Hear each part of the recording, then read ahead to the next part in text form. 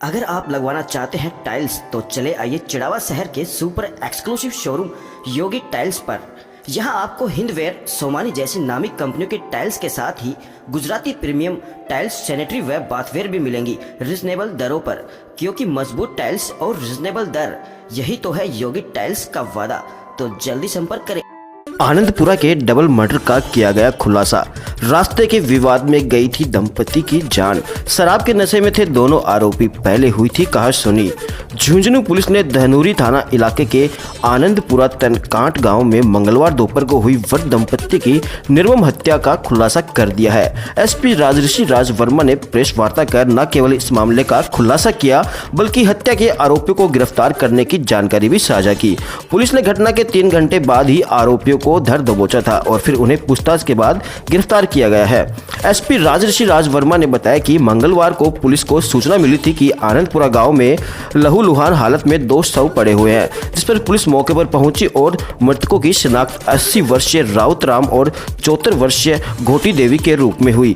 परिजनों को सूचना दी गई। वहीं पास पड़ोस के लोगों व अन्य जांच की गई तो सामने आया कि रावता राम के पड़ोस में रहने वाले महावीर खिचड़ के बेटे परमेंद्र और प्रवीण ने ही चाकू से हमला कर दोनों की जान ली है। घटना के बाद से दोनों फरार थे। पुलिस ने दोनों को महज 3 घंटे में दबोच लिया था और पूछताछ की तो उन्होंने हत्या किया जाना कबूल किया, जिस पर पुलिस ने दोनों को हत्या के मामले में गिरफ्तार किया है। एसपी ने बताया कि फिलहाल प्रारंभिक पूछताछ में आरोपियों ने बताया कि उनका रावताराम से रास्ते को लेकर विवाद चल रहा था। मंगलवार को रावताराम जयपुर से अपने घर आया हुआ था। उस समय दोनों आरोपी शराब के नशे में थे। पहले तो उनकी रावताराम से कहासुनी हुई। इसके बाद आवेश में आकर दोनों ने रावताराम और उसकी पत्नी घोटी देवी का मर्डर कर दिया।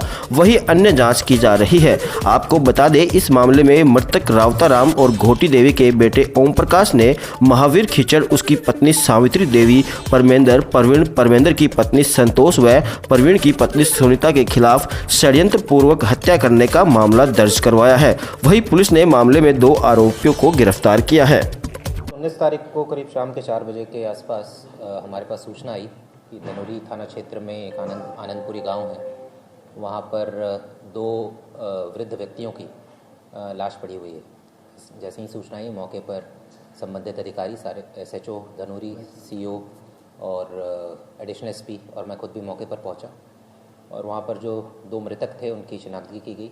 उनका नाम, जो वृद्ध पुरुष थे उनका नाम रोवत राम, उम्र 70 वर्ष, और उनकी पत्नी घोटा देवी, उम्र 68 वर्ष पाया गया। जो आसपास जो पड़ोसी थे उनसे पूछताछ करने पर पता चला कि जो मृतक जो दंपत्ति हैं,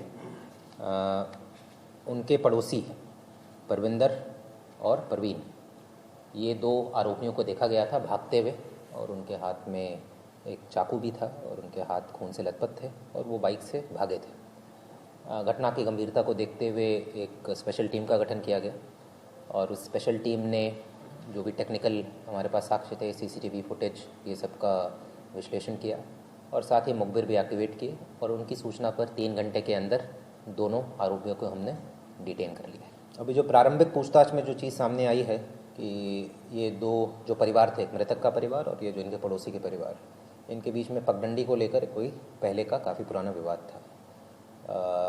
और ये जो मृतक दंपत्ति है, ये अभी कुछ दिन पहले ही जयपुर से आए थे। ये जयपुर में पिछले 3-4 महीने से थे और अभी फसल काटने के लिए आए थे।